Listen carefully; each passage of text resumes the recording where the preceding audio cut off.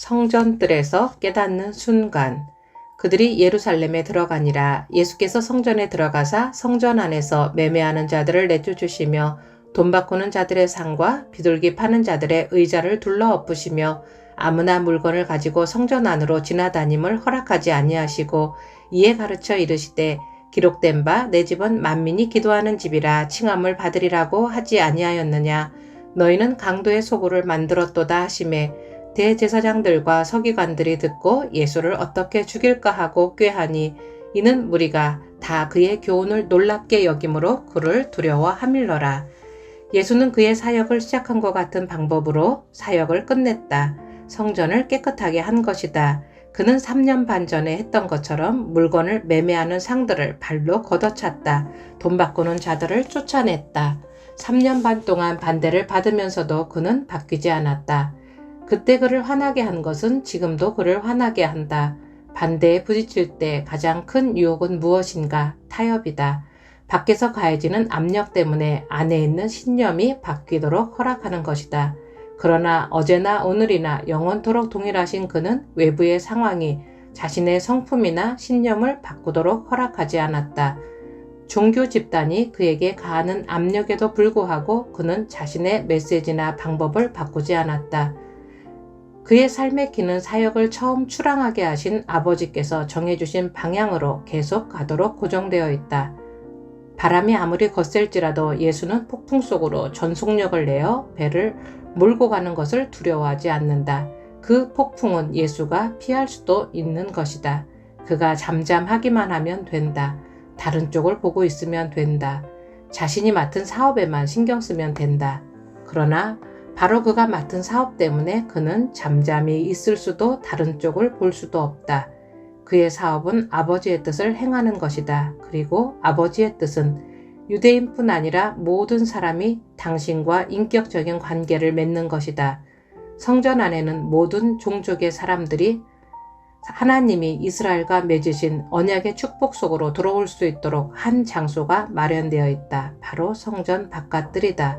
그러나 예수가 그 뜰에 들어갔을 때 그곳에서 벌어지고 있는 일은 이방인들을 향해 하나님의 사랑의 손길을 펼치는 것이 아니었다. 거기서 벌어지고 있는 일은 매매하고 돈을 바꾸며 절기를 이용해 최대한 돈을 버는 것뿐이었다.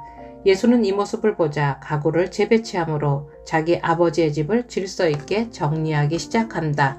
어떤 의자들은 밖으로 내가고 상 몇 개는 치운다. 어질러 있는 것들은 빗자루로 쓸어버린다. 그리고 아버지의 사업이 어떤 것인지를 잊은 듯한 종업원들에게 일깨워준다. 기록된 바 내 집은 만민이 기도하는 집이라 칭함을 받으리라고 하지 아니하였느냐. 지금 그의 모습은 나귀 새끼를 타고 예루살렘에 입성할 때의 모습과 얼마나 다른지, 그때 그는 얼마나 부드럽게 말을 했던가. 그런데 지금은 얼마나 거침없이 말하고 있는지. 그는 양의 온순함을 가지고 이 도시에 입성했다. 그는 사자의 사나움을 가지고 성전에 들어온다. 이빨을 드러내고 발톱을 곤두세우고 으르렁거리며 책망한다. 너희는 강도의 소굴을 만들었도다. 만약 사내들인 회원 중 누군가가 예수를 제지해야 할 필요성에 대해 더 확신이 필요했다면 이 사건이야말로 그 확신을 주는 것이었다. 그들은 이제 누군가가 제지할 때까지 예수가 멈추지 않을 것을 알게 되었다. 그들은 자신들의 계획을 살인으로 생각하지 않았다. 그들은 그것을 양떼를 보호하기 위해 이리를 죽이는 것으로, 포도원을 보호하기 위해 여우를 없애는 것으로 보았다. 살인보다는 거부감이 덜 드는 표현을 사용한 것이다. 더러운 일을 그 위에 붙이는 라벨로 위생 처리하는 것이다. 이렇게 하는 것이 그들의 의무다. 그들의 신성한 의무다. 사람이 종교적인 신념으로 행할 때만큼 철저히 열심을 다해 악을 행하는 때가 없다고 누군가가 말했다. 예수를 죽이려고 음모를 꾸몄던 사람들에게 이 말은 너무나 잘 들어맞는다. 예수가 태어나기 2세기 전 플라톤은 이렇게 썼다. 만일 누군가가 사람들 앞에 온전히 의로운 자로 나타난다면 그는 결박당하고 채찍질당하고 고문당하고 마침내 모든 악한 행동을 겪은 후 찔러 죽게 될 것이다. 그의 말은 그대로 이루어졌다. 그러나 반드시 그래야 했던 것은 아니었다. 만일 예수가 조금만 양보했다면 그는 성전뜰에서 노점 한 자리쯤 차지할 수 있었을 것이다. 만일 조금만 협조적이었다면 그는 사내들인 회원이 될 수도 있었을 것이다.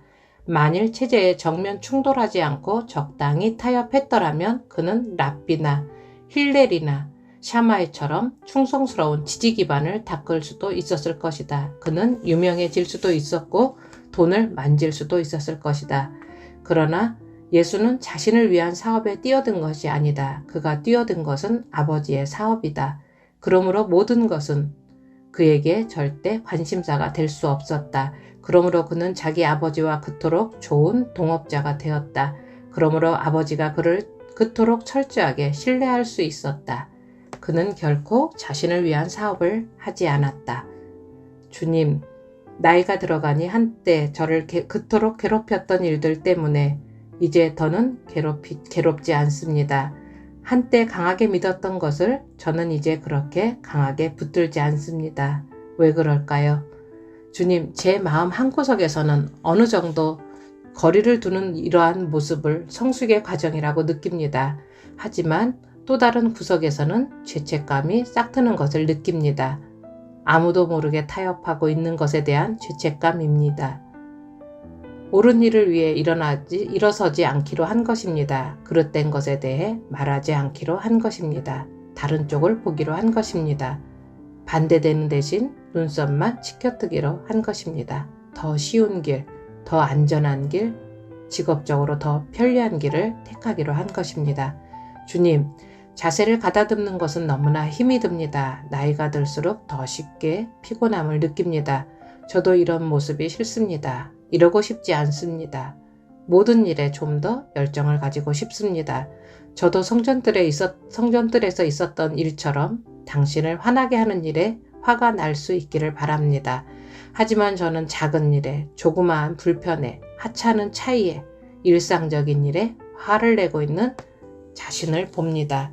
주님, 저는 때때로 너무나 하찮은 일들에 지나치게 감정적으로 반응하며 살고 있습니다. 특히 혈압이 올라갈 일들에 대해 더욱 그렇습니다. 자명종이 꺼지지 않고 계속 울릴 때, 음식이 제대로 만들어지지 않을 때, 열쇠를 찾을 수 없을 때, 얼룩이 질 때, 무엇인가가 셀 때 또는 무엇인가를 흘렸을 때 그렇습니다. 제 작은 집에서 벌어지는 그런 하찮은 일들 때문에 저는 당신의 집에서 벌어지는 중요한 일을 보지 못하고 있습니다. 주님, 저를 용서해 주십시오.